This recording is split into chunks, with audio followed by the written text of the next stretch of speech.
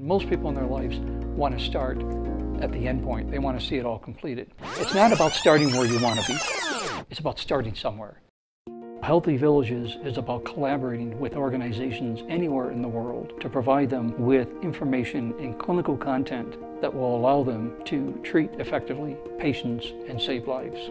For me, what Healthy Villages is, essentially it's a medical library in a portable package. You can take this to places that don't have access to a full medical library. It can be transformative, and I've seen that with my own eyes. iPad made resources at the tip of our fingers.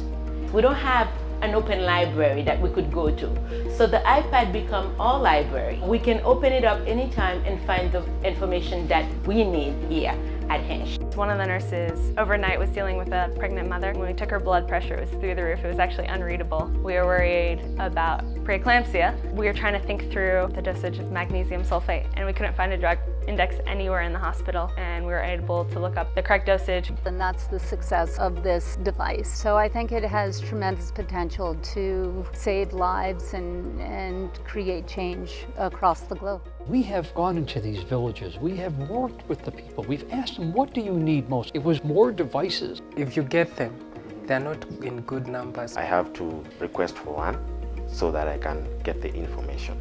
I can say we only have 2 iPads at the clinic, and we have like 4 clinical officers. Like Teresa here, we brought her from South Sudan all the way to Kenya, and we're going to teach her for 18 months.